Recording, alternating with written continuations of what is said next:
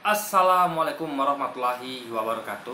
Halo guys, kembali lagi bersama saya Ubi Hira dan kita akan kembali komentari video dari Luis Prasetyo yang berjudul Yesus menjanjikan 100 kali lipat istri, 72 dari lewat. Kita akan langsung tonton videonya, habis itu akan kita komentari. Di Matius 19:9 Anda akan mendapatkan 100 kali lipat istri.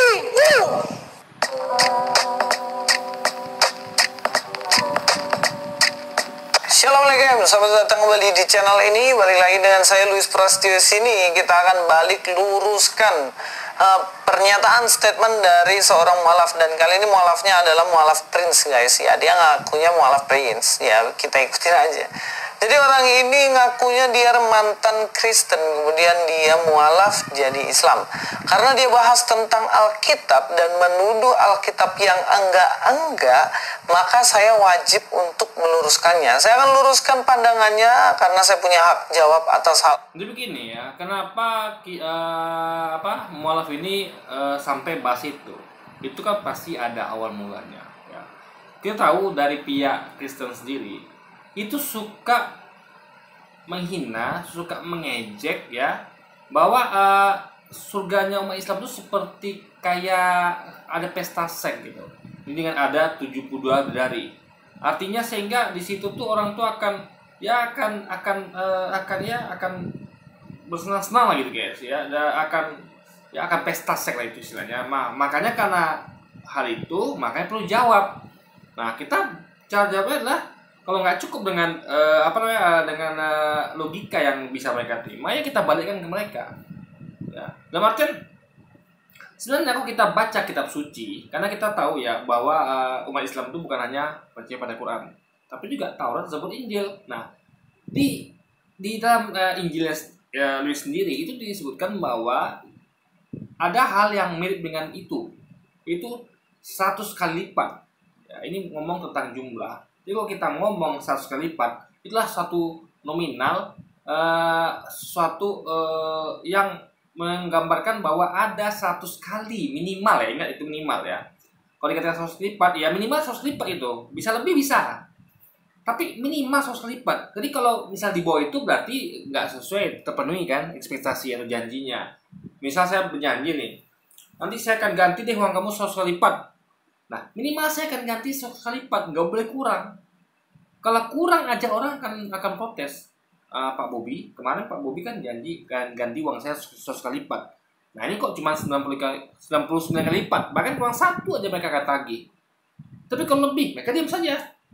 Saya ganti misalnya 200 kali lipat ya, mereka senang, mereka akan protes. Tapi kalau saya kurangi dari janji 100 kali lipat, itu artinya mereka akan protes. Nah, jadi minimal harus 100 kali lipat itu lah minimal guys, minimal. Bisa lebih ya. Itu perlu dipahami. Jadi nominal 100 kali lipat itu bukan angka main-main ya.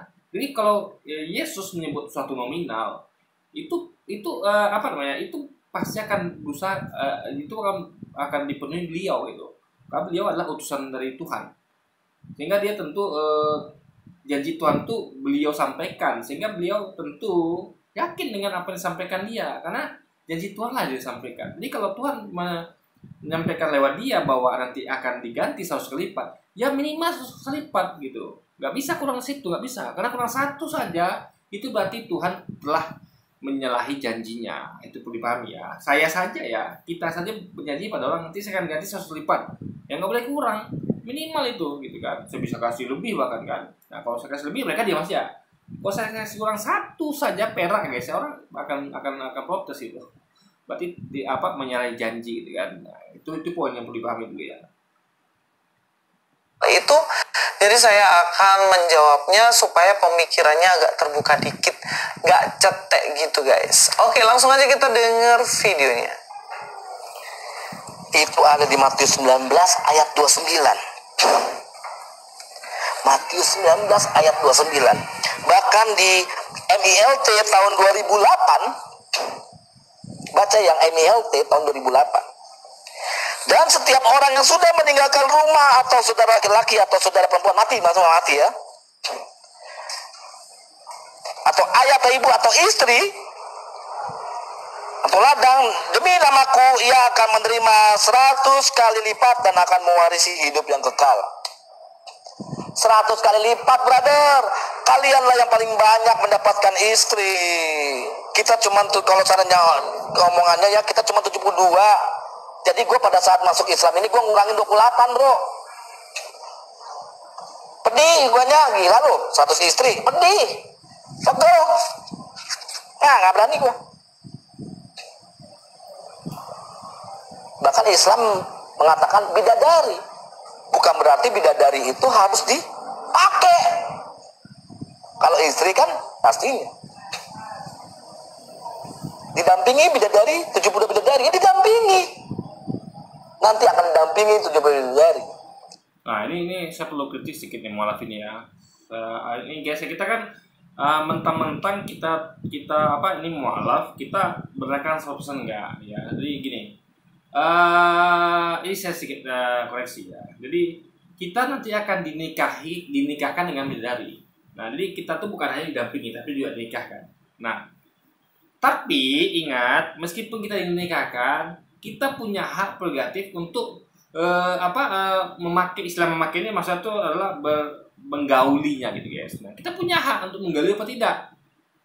Karena beda surga itu nggak sama seperti wanita di dunia. Ya ingat ya, wanita di dunia tuh diciptakan Allah tuh dengan kehendak bebas. Jadi makanya kalau anda temukan wanita di dunia ini beda sama bidadari surga. Wanita di dunia ini punya sifat ya sama kayak manusia pada umumnya ya, itu punya free will, tidak bebas. Dia bisa memilih untuk taat pada suaminya atau tidak taat pada suaminya, patuh pada suaminya atau membangkang pada suaminya, bisa pilih dia. Makanya ada wanita tuh yang ada juga banyak juga yang membangkang pada suaminya, tidak patuh, tidak taat, tapi beda sama bidadari surga. Jadi Allah menciptakan istri kita nanti di surga itu taat pada kita semuanya, dan istri kita yang utama itu yang lebih taat. Yang jauh lebih cantik. Kenapa ya? Karena di dunia dia sudah taat itu. Jadi makanya kenapa Allah jadikan istri kita tuh nanti ketemu lagi di surga tuh istri yang taat di dunia. Karena di akhirat di surga tuh dia akan jadi istri yang taat juga gitu. Jadi hasil buah dia taat kepada kita di dunia ini akan berbuah, dia juga terbawa sampai ke surga. Sehingga ketaatan bidadari itu akan terkalahkan atau minimal sama dengan tanya istri kita nanti di dunia gitu guys. Nah itu poinnya. Jadi Allah akan ubah itu semua. Jadi nggak ada di situ istri-istri yang kayak di dunia ini yang baperan, yang nggak taat tuh nggak ada. Semuanya taat di surga nanti gitu. Nah jadi nggak seperti di dunia yang minta adil ya, yang ibadah ya harus adil ya, nggak mau diduain, nggak mau dimadu, nggak apa lagi namanya ya harus adil. Nggak ada di surga ini, nggak begitu, karena semua kendali ada di pihak yang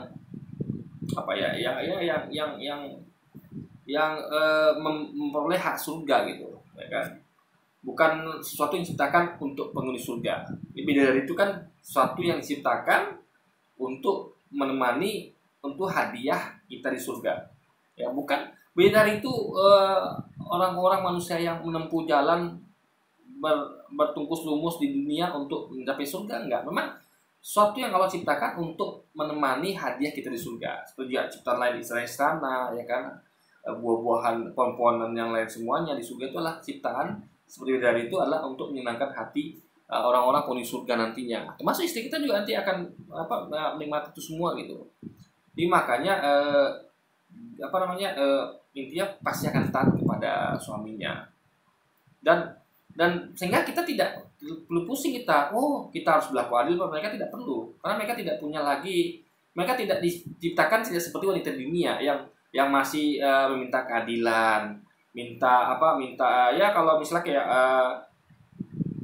contoh kan ada orang yang misalnya punya istri tua, istri muda kan minta adil tuh. Istri muda kan istri tua kan protes, kok abang di rumah istri muda terus, kok nggak pernah ke rumah istri tua gitu. Karena ada kecemburuan, ada iri di dunia ya kan, karena sama-sama wanita yang Allah ciptakan punya kehendak bebas gitu. Memang bisa milih. Kalau di surga nanti nggak ada. Bidadari itu adalah diciptakan taat, sehingga nggak ada lagi soal-soal ini tentang iri hati segala macam. Sehingga seorang laki-laki itu punya hak untuk memilih siapa saja gitu, mau sama siapa gitu guys. Nah, dapat tuh diingat ya bahwa istri kita tuh nanti di surga tuh lah menjadi ratu bidadari.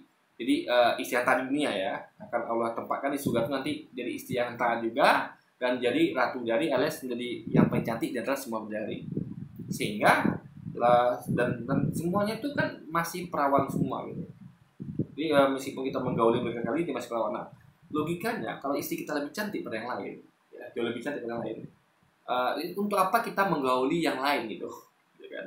Istri Anda sudah cantik gitu kan, yang saat ini dunia sudah paling cantik.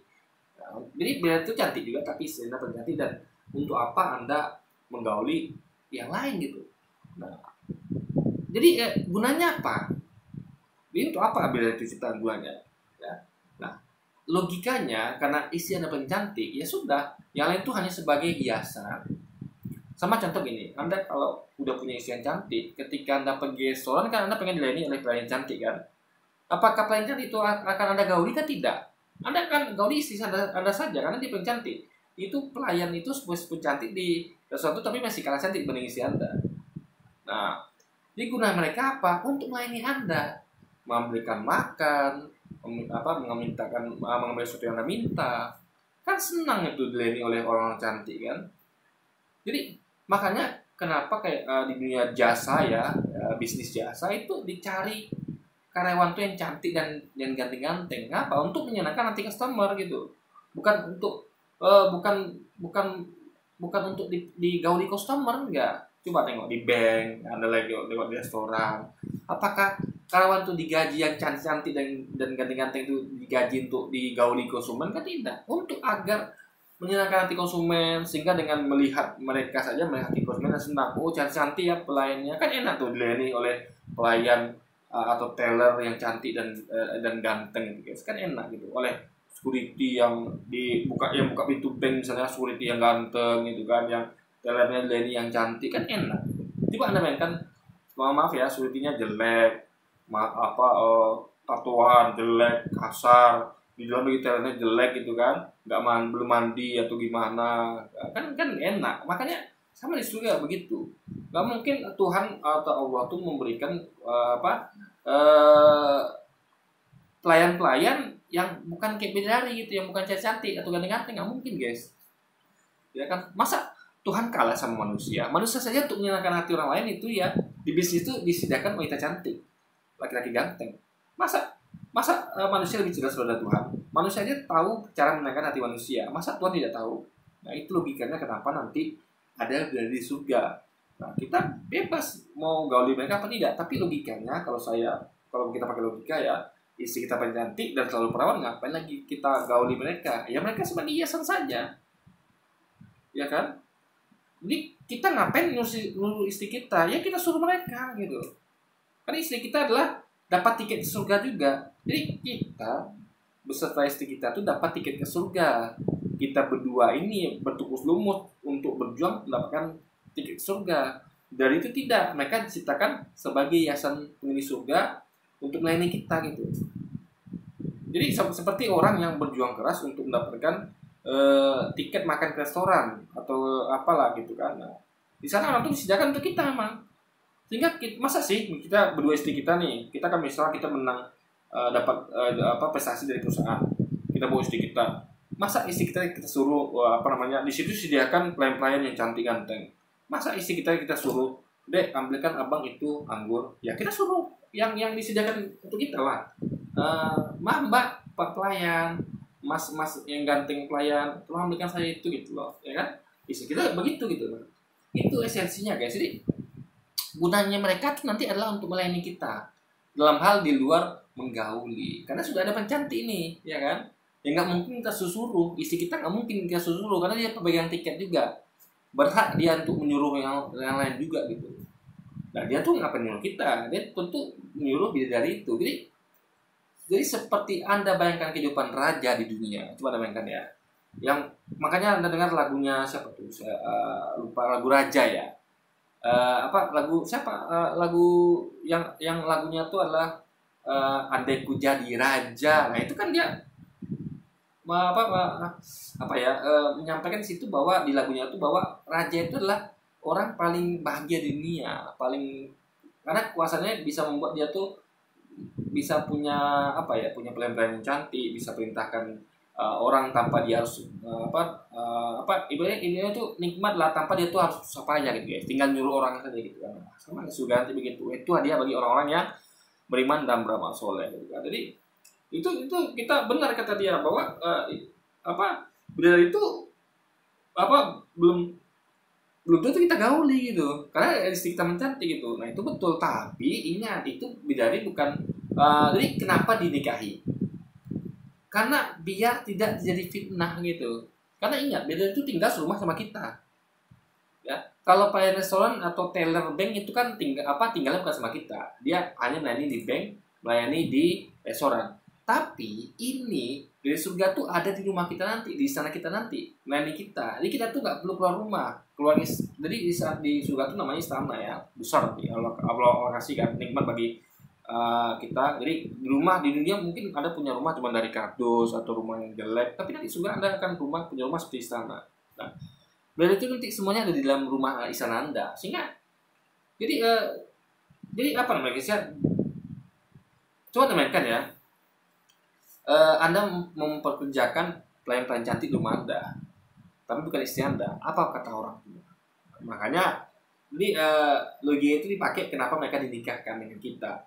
Sehingga orang mau apapun, mau bilang apapun, ya itu istri kita gitu kan. Nah, kan cuman kita perkara kita mau pakai, mau gauli karena istri kita cantik. Yang penting orang-orang udah maklum itu istri dia, mereka itu istri mereka, istri dia. Sehingga dia mau menggauli pun tidak masalah, istri dia sendiri gitu kok, ya kan. Meskipun sejatinya logika saya mengatakan tidak sepertinya tidak mungkin digauli karena udah ada istri kita mencantik gitu kan, dan perawan terus lagi ngapain.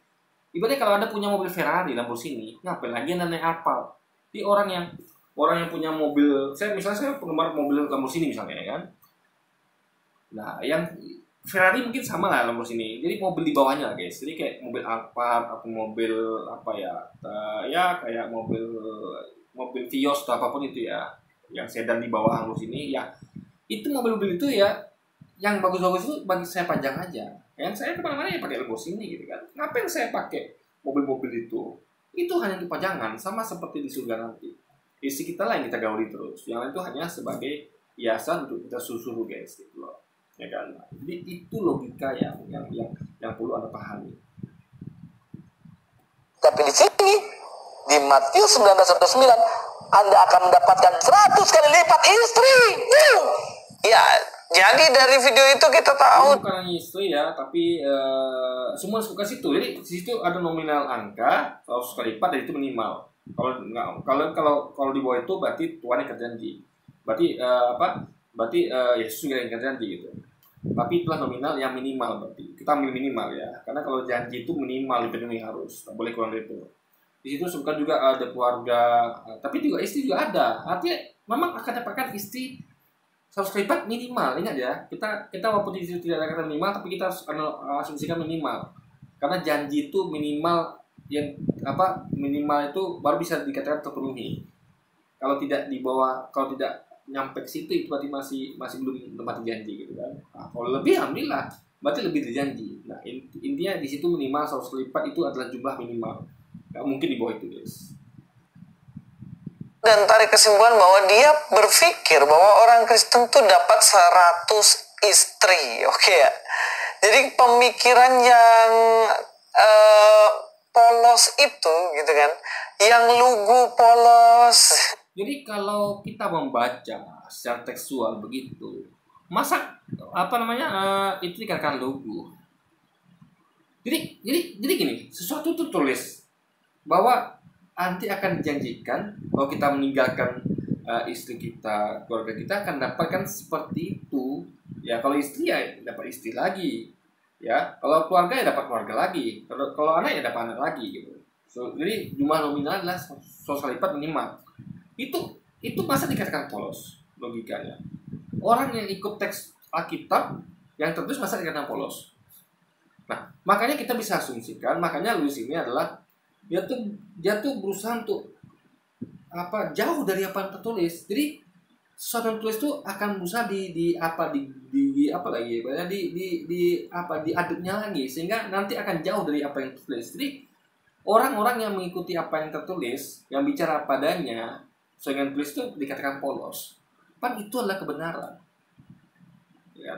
Jadi justru dia nggak paham ya, orang-orang polos lugu itu adalah orang-orang yang benar. Ya, makanya orang-orang polos lugu itu ya akan berusaha akan gampang ditipu. Jadi yang nipu siapa? Ya, yang nipu orang polos dan lugu. Orang udah polos dan lugu udah benar mau ditipu gitu. Nah itu yang sedang dilakukan Louis sekarang. Ya, jadi jangan negatif dengan kata-kata polos lugu. Justru itu bagus. Jadi orang-orang jujur, orang-orang benar itu biasanya akan polos dan lugu gitu. Nah, karena kepolosan dan keluguan mereka itulah mereka tuh benar. Karena mereka tuh tidak bisa berbuat curang, nggak bisa bikin yang aneh-aneh. Ya sudah, itu yang mereka yakini, yang mereka katakan. Saking polosnya ya. Misal gini, misalnya ada orang ya yang misalnya bersepakat nih, nanti kalau dia tanya ya, bilang kita cuma dapat 5.000, padahal faktanya 10.000, untuk agar nanti mungkin dia nggak minta gitu kan. Tapi karena polos dan lugunya orang ini, dia mengatakan, masa kamu bohong? Kan kita dapat 10.000 loh. Apakah itu memalukan orang yang begitu? Apakah orang itu salah? Benar, justru karena kepolosan dan keluguannya menyelamatkan dia, bahwa dia tuh nggak mungkin bohong. Nggak ada peluang orang polos dan lugu dia bohong, nggak mungkin, karena dia tuh begitu polos dan lugunya, sehingga dia tuh ya apa adanya. Saking polos lugunya dia apa adanya. Itu yang tulis, itu yang disebutkan gitu. Justru bahaya kalau orang-orang yang polos nggak lugu. Kenapa? Ya berarti orang penipu itu dari orang-orang yang polos nggak lugu lah. Jadi kebanyakan orang-orang polos lugu itu lah korban penipuan. Dan yang menipu itulah orang yang nggak polos dan lugu. Makanya hati-hati. Jadi jangan asumsikan bahwa polos dan lugu itu adalah hal yang buruk. Itu baik malah. Cuman karena manusia tuh di dunia itu ada banyak penipu, ada banyak hal-hal orang yang kamu selalu meluruskan ya. Kita ibaratnya kita sedikit pandai lah. Dalam artian jangan polos amat, lugu amat. Ya bagus ada polos lugu bagus. Tapi jangan sampai gara-gara itu dimaafkan orang gitu loh. Jadi bukan salah pada polos dan lugunya, tapi yang salah tuh orang yang memanfaatkan itu. Paham ya? Nah, makanya kalau ada polos dan lugu itu bagus, tapi jangan sampai orang tahu ada polos dan lugu. Karena kecuali kalau orang-orang yang baik. Orang baik tidak akan memanfaatkan orang polos dan lugu, nggak bakal gitu. Ya, misalnya contoh kayak ada orang yang begitu polos ya dan lugu, kayak saya misalnya. Misalnya ada, kalian tahu nggak di tempat saya nongkrong ya, saya kan suka nemani papa saya di kedai kopi. Itu ada pemilik kedai kopinya itu polos guys, lugu. Bapak tuh udah berumur, udah tua. Memang sangat polos lugunya, dia tuh orang dia katakan bahwa saya nggak setuju dengan hal itu gitu. Padahal orang situ berbuat itu semua gitu kan. Jadi ada suatu hal yang mereka lakukan sebagai hobi di situ. Nah, dia katakan dia nggak suka, nggak setuju gitu. Nah, itu saking polosnya guys. Harusnya kan orang itu kan kalau dia lihat orang itu beda semua, orang itu sama semua begitu ya, dia tuh kalau dia tuh mau istilah tuh dilakukan sedikit lebih enak, itu kan harusnya dia kan berusaha untuk ya minimal diam lah gitu. Jangan terang-terangan mengatakan bahwa saya nggak setuju gitu kan. Tapi saking polosnya dia ngomong ke saya nggak setuju dengan hobi orang itu hobinya tuh buruk gitu kan. Nah, saya pun berkata pada dia ya kan, tapi nggak di depan orang itu ya, saya nggak mungkin berkata di depan orang itu ya terang-terangan. Saya hanya membenarkan dia, iya saya juga nggak setuju kok om gitu kan, sama kita nggak setuju, tapi saya nggak memulai kayak dia gitu. Jadi dalam artian kan dia adalah pihak yang vokal bapak ini gitu kan. Sehingga dengan kepuasan keluguan itu dia dicemooh orang lain gitu, seakan-akan dia ini beda sendiri. Jadi kayak munafik guys, karena kan orang sini semua suka, kenapa dia nggak suka? Orang semua setuju, kenapa dia nggak setuju gitu kan? Padahal saya dapat dengan dia gitu, emang saya nggak setuju gitu kan? Tapi itulah begitu polos dan lugunya dia. Meskipun dia dibully gitu, dia ya sebenarnya sih bercanda sih, tapi bercanda juga kadang-kadang kelewatan guys. Ya tapi kita bicara gimana gitu kan, nah, kita maklum aja. Jadi itulah berarti, jadi betapa Paulus Lugu itu adalah benar gitu, yang dikatakannya benar, ya kan. Jadi orang ini ya siapapun, jadi saya nggak perlu sebut hobi orang itu apa gitu kan. Cuman orang-orang normal akan mengatakan ya itu pasti salah. Cuma karena mereka tuh apa namanya, mereka tahu itu salah, tapi mereka tuh nggak enak aja merasa kalau tuh gimana, jangan ceramah ada yang ding di sini gitu kan, jangan apa deh di sini gitu kan. Jadi ini adalah mereka tahu itu salah sebenarnya, tapi mereka tuh ibaratnya ya sudah diam aja lah gitu minimal. Tapi bapaknya saking Paulus Lugu dia tetap melakukan itu gitu, dia tetap. Jadi memang dia tuh orangnya mungkin ya memang saking Paulus Lugu begitu, sampai anaknya bilang kan, aduh bapak saya nggak kayak bapak kamu bang, bapak kamu tuh, bapak saya maksudnya, bapak kamu atau bapak saya itu orangnya suka diam-diam, asal tuh banyak ngomong. Nah ini banyak ngomong, dia terlalu Paulus Lugu, berarti kan itu bagus guys. Cuman masalahnya kan bukan dia yang Paulus Lugu, tapi orang-orang yang menggunakan itu untuk membulinya guys gitu loh. Nah, itu pun jadi sekali lagi ya, Paulus Lugu itu lah bagus, tapi hati-hati ya, ada orang-orang di luar sana tuh akan nanti memanfaatkan keposan dan keluguan Anda, ya kan. Nah intinya adalah bukan salah pada orang Paulus Lugunya ya, karena justru itulah cermin kebenaran dari keposan keluguan orang ini. Tapi ya nanti orang kalau gitu orang nggak mau Paulus Lugu dong begitu, yang semuanya kan berusaha manipulatif. Karena gini, lawannya Paulus Lugu adalah manipulatif ya. Karena orang Paulus Lugu biasanya kan jadi ajang bahan untuk ditipu gitu. Nah, itu poinnya ya. Kemudian dia berpikir bahwa orang Kristen itu ketika mengikut Yesus dia akan mendapatkan 1.000, ngeri kali ya, 100 istri, karena ada kata 100 kali lipat. Kita akan bahas ayat ini. Apakah benar ini berbicara mengenai itu adalah nominal ya, ingat ya. Kalau kita ngomong angka 100 itu berarti nominal. Nggak mungkin nggak nominal. Ya, kalau saya ngomong 100 kali lipat, saya akan ganti yang hilang itu 100 kali lipat, itu nominal dan itu minimal ya. Kalau saya ganti 99 saja atau 99,9 aja, itu berarti saya sudah menyalahi janji.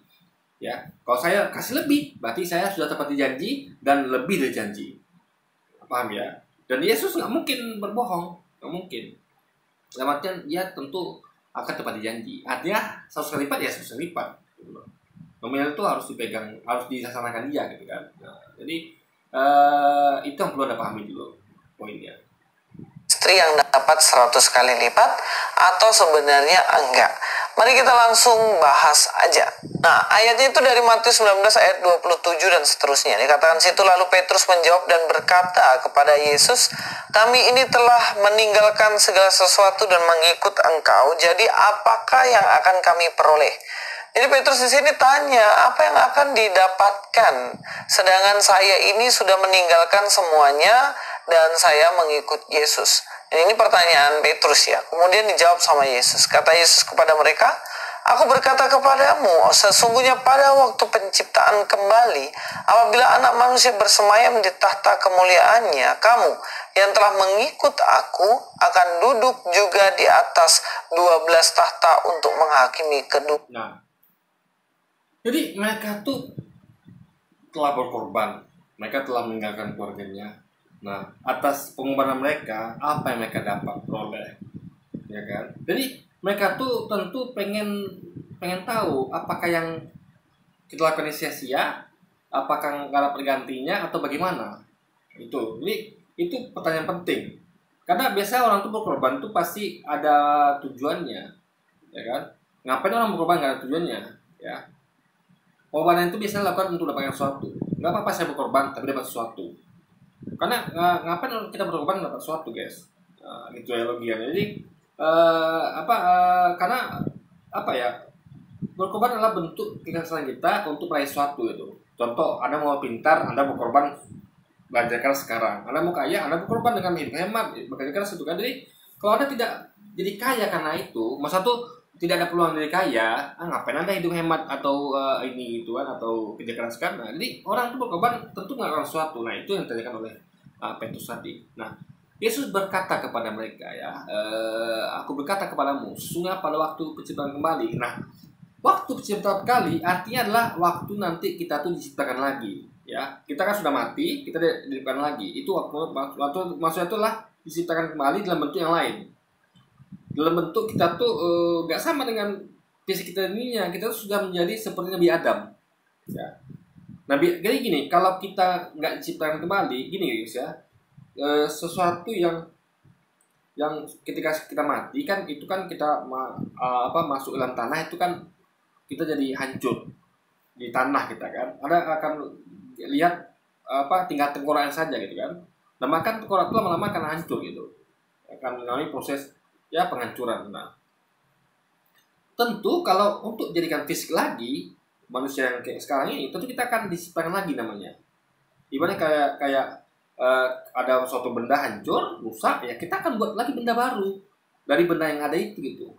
Menciptakan membuat kembali, misal mobil hancur, udah berantakan, udah nggak jelas mana apa semuanya, kita buat kembali, buat lagi gitu. Itu maksudnya penciptaan lagi. Jadi nanti di surga gitu kan. Nah, surga atau neraka, waktu penghakiman. Makanya sih adalah kata-kata menghakimi. Jadi waktu penghakiman, waktu kita sudah diciptakan kembali. Nah, dan waktu itu waktu itu kan berarti anak manusia, yaitu Yesus. Jadi Yesus menyebut dirinya sebagai anak manusia. Berarti bukan Tuhan, apalagi anak Tuhan ya. Tapi dia poinnya adalah anak manusia. Artinya dia manusia.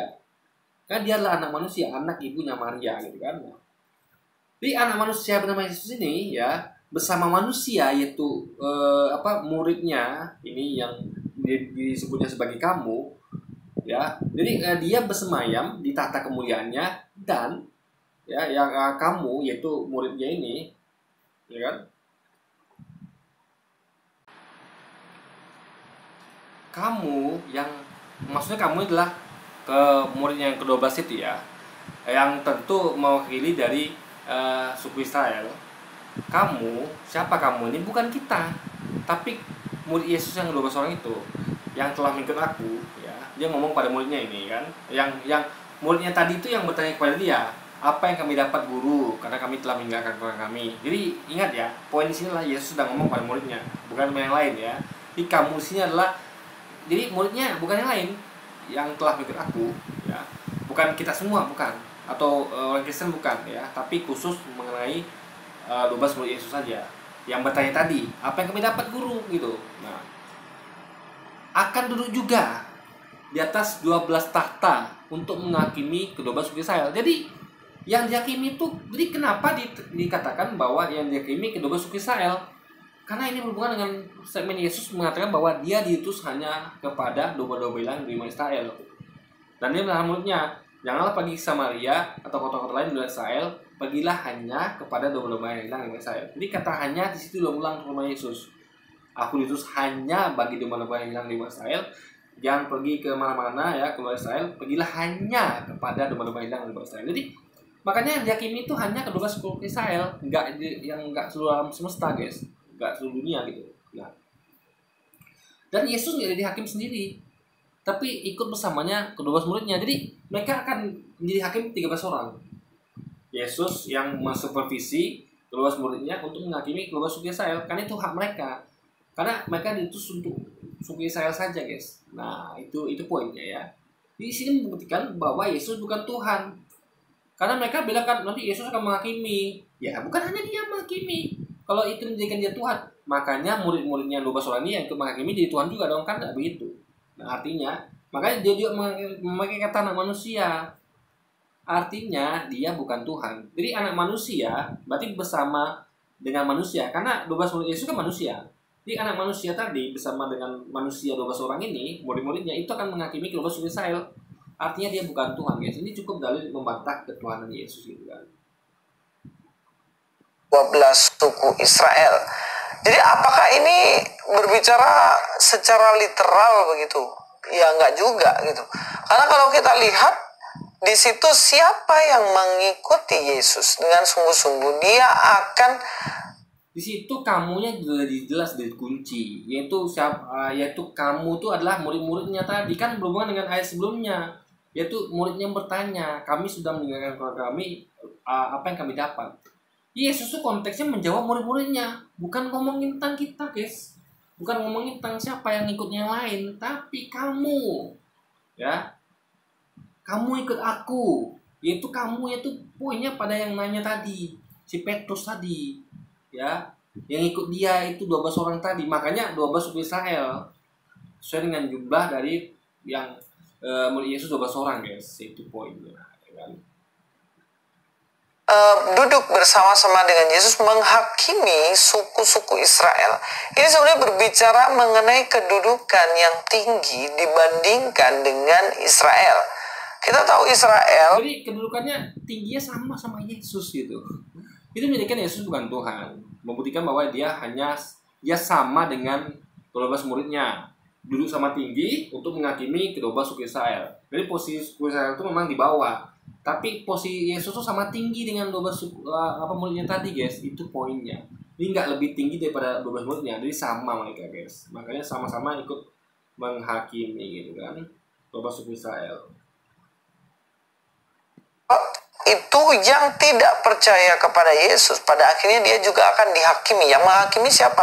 Dikatakan di sini adalah Yesus. Tetapi dikatakan juga di sini ada yang tidak percaya pada Yesus, dia akan dihakimi, nggak ada. Di situ yang dihakimi adalah 12 suku Israel. Jadi di sini jangan melenceng dari apa yang tulis. Itu saya katakan ya. Maka diperlukan kepolosan dan keluguan untuk jadi benar itu, guys. Karena kalau Anda tidak polos dan lugu seperti mualaf ini, Anda akan jadi nggak benar kayak Luis ini. Apa yang tidak tulis disebutkan dia. Di situ yang ditulis teksnya adalah siapa mereka ini, yaitu kamu ini adalah mereka yang bertanya tadi. Apa yang kita peroleh? Bukan Luis, bukan yang lain. Nggak ada hubungan sama orang-orang di luar sana yang selain 12 orang ini, nggak ada hubungannya gitu. Kenapa dibawa ke orang luar gitu, guys? Nah ini namanya jadi kalau dia itu mengerti arti konteks polos dan lugu, itu adalah jadi syarat untuk jadi benar tuh, guys ya, dia harus polos dan lugu. Sehingga apa yang tulis ya itu yang dia yakini. Itu orang polos dan lugu itu adalah ada percaya dengan apa yang tertulis. Jadi itu nggak berusaha untuk mengada-ngada, guys. Ya. Ini kita detail itu kan. Katakan pada mereka kita cuma dapat 5.000 loh. Kata orang polos dan lugu loh, kita kan dapat 10.000 tadi. Kenapa kita mesti berbohong dapat 5.000 gitu kan? Nah, itu saking polos dan lugunya itu benar gitu. Justru dia akan bisa dimanipulasi deh kan oleh orang yang nipu ini. Oh, nanti kalau kamu katakan 10.000 mereka minta gitu kan. Lalu dikatakan loh, kenapa ini? Kenapa ya kan harus bohong gitu kan? Nah, ini poinnya guys ya. Justru kita bisa lihat bagaimana dengan kepolosan dan keluguannya mualaf ini masuk Islam karena benar. Justru ini tidak polos dan lugu sehingga dia akan berusaha memanipulatif tekstual yang sudah begitu teksnya, dia berusaha manipulatif gitu, manipulasi gitu kan. Dan dia berusaha di video ini memanipulasi kepolosan dan keluguan mualaf tadi gitu, yang sudah benar gitu kan, karena polosan lugunya benar ya, sesuai berkata apa adanya, apa yang tulis, berusaha dimanipulasi Luis dengan suatu hal yang tidak berhubungan dengan konteks gitu kan. Dengan teksnya berkata bahwa kamu itu adalah pengikut Yesus yang bertanya tadi, kita akan peroleh apa? Bukan kita semua, bukan pengikut Yesus orang Kristen aja, bukan guys. Tapi khusus mengenai 12 murid Yesus yang bertanya tadi mereka akan memperoleh ganti apa gitu. Duduk bersama-sama dengan Yesus mereka. Ya, secara khusus dalam ayat ini berbicara mengenai para murid Yesus. Yang mana para murid Yesus pada itu itu berarti teks itu bukan secara khusus dan secara nggak khusus, tapi itu memang itu poinnya. Jadi nggak ada di situ secara khusus bahas tentang Yesus, memang itu dibahas, paham Pak? Ini Yesus bukan sedang ngomong tentang global, enggak. Memang dia sedang menjawab pertanyaan Yesus tadi gitu, muridnya tadi gitu loh. Jadi kamu ini yang bertanya ini gitu logikanya kan, yang akan ikut bersama aku nanti akan menghakimi global suku Israel gitu. Ya kan? Nah, jadi kenapa mereka berhak? Karena Yesus itu Israel dan mereka Yesus perintahkan untuk ke domba-domba dari Israel, sehingga mereka berhak karena mereka yang diarahkan Yesus perintahkan sebagai supervisor gitu, yang menggembalakan orang Israel, sehingga mereka berhak atas gembalaannya. Bukan kita. Kita siapa coba? Orang Kristen siapa? Apakah Anda, apakah lu di sini ada diperintahkan Yesus seperti dua muridnya untuk menggembalakan suku Israel? Kan tidak. Yang diperintahkan pengikut Israel itu adalah murid Yesus tadi. Nah, makanya ini konteks ini ngomong bukan khusus kepada pengikut Yesus 12 orang itu, tapi memang hanya kepada mereka, bukan kepada yang lain gitu loh. Nah, itu poin di situ guys, logikanya. Ini akan memerintah, menduduki tahta bersama-sama dengan Yesus untuk menghakimi, mengadili. Kalau kita lihat di sini ya, duduk di atas 12 tahta untuk menghakimi kedua belah suku Israel. Jadi memang statement ini benar-benar untuk para murid. Ya, maknanya juga sama dengan kita akan mendapatkan kemuliaan yang sama dengan mereka. Enggak. Itu tidak ada ngomong tentang kita, jadi jangan mengada-ngada, Luis. Di mana situ dalil mengatakan kita tuh dapat kemuliaan sama mereka? Enggak ada. Yesus ngomong tentang mereka saja.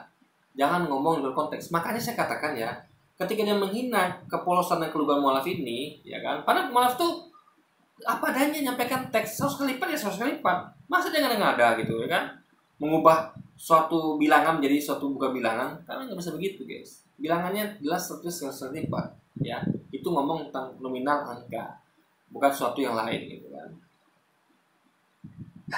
Sebenarnya kalau kita mengerti ayat ini, kita nggak boleh lah literal terus kita benar-benar terima mentah-mentah polos gitu loh. Itu kan nggak bisa. Kayak misalnya Jokowi bilang tak gebukin ya, bukan berarti digebukin benar. Jadi harus masuk Indonesia adalah harus dimanipulatif gitu.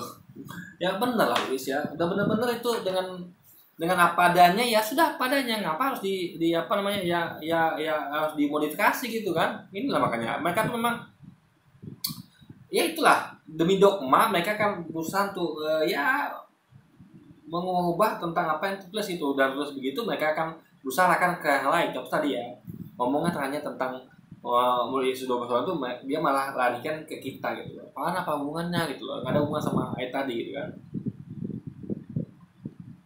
Iya nggak? Misalnya siapa yang melawan pemerintah nanti tak gebukin, nah, bukan berarti itu benar-benar digebukin. Itu hiperbola untuk menunjukkan bahwa pemerintah serius ngurusin hal itu. Kira-kira. Jadi seriusnya ya dengan cara apa digebukin? Gebukin ini maknanya adalah ditanganin gitu. Jadi seriusnya ya memang serius, tapi seriusnya bagaimana? Ya dengan menangani gitu, digebukin. Nah, kita bisa persepsikan gebukin adalah misalnya ditangkap, atau ya dikasih hukuman, atau dia dipersulit gitu kan. Nah, jadi gebukin ini memang apa luas, tapi ke situ arahnya gitu. Paham ya? Jadi nggak ada istilah hiperbola, nggak ada.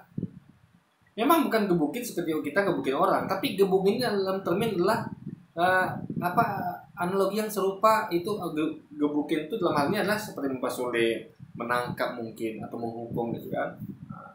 Di konteksnya itu kita harus mengartikan menggebuk itu dengan kata lain yang sesuai, yang sama analoginya apa yang katakan pemerintah. Bukan, nggak ada hubungan sama serius nggak seriusnya ya. Kalau ngomong gebukin serius memang, tapi bukan itu poinnya. Jadi kita harus mengartikan apa sih maksud gebukin ini, ya kan? Kalau serius itu kita nggak usah diomongin lagi, karena yang gebuk pasti serius itu, nggak mungkin dia bercanda gebuknya gitu kan. Nah, sebenarnya bercanda nggak bisa ya, kalau gebuknya main-mainan gitu kan, kayak orang gebuk kasur itu gabuk apa, kayak orang perang bantal itu kan saling menggebuk, tapi kan bercanda. Tapi poinnya adalah bahkannya saya katakan nggak bisa itu katakan bahwa ini digebuk ini dibawa ke serius, enggak. Kita perlu artikan gebuk ini maksudnya diapain gitu. Ya, berarti ya digebuk. Digebuk itu samanya dengan dipersulit atau ditangkap atau diancam atau apalah dihukum gitu. Itu kata lain gebuk di situ, ya. Bisa juga digebuk itu bisa juga. Misalnya digebuk dengan cara ya seperti aparat menggebuk demonstran gitu kan, dengan pentungan atau dengan apalah gitu kan, yang ada bahkan orang sampai tewas kan di digebukin aparat kan. Nah, jadi guys ya sesuai gebuk itu dengan pelaksananya, cuman dengan skop lebih luas gitu. Jadi Jadi itu kalau ngomong bahwa nanti kalau yang melawan perintah akan digebuk, itu ngomongin tentang aksi gebuknya apa gitu, bukan pada poin sesuai apa tidaknya gitu loh. Itu nggak perlu dibahas gitu. Orang mau tahu, jadi ketika ada kalimat nanti pemerintah akan menggebuk orang-orang yang melawan pemerintah, nah orang yang bertanya orang adalah gebuknya dengan apa gitu. Orang nggak bertanya ini sesuai apa tidak gitu kan. Orang tahu ini bisa tidak, tapi orang nggak penting, itu nggak penting sesuai apa tidaknya. Orang pengen tahu karena kata gebuk ini kan anonim yang luas. Gebuknya nih bisa diartikan ya macam-macam, dihukum, dipenjara, diancam, dipukul, digebuk betulan ya, atau mungkin dipersulit gitu kan. Jadi yang orang perlu breakdown itulah gebuknya tuh apa gitu kan, konkretnya, bukan ini sesuai apa tidak gitu. Jadi Luis ini nggak ngerti bahwa apa namanya, jadi gebuk tuh bisa diambil contoh gitu tentang dengan yang tadi gitu kan. Dia larinya malah ke arah yang nggak sesuai konteks gitu kan. Jadi kalau menghakimi ya menghakimi, nggak ada hubungan sama serius nggak serius gitu ya kan. Jadi maksudnya tuh poinnya adalah menghakimi. Jadi kalau kita ngomong menghakimi, artinya orang akan bertanya ini menghakimi maksudnya menghakimi dengan cara apa? Apakah menghakimi dengan cara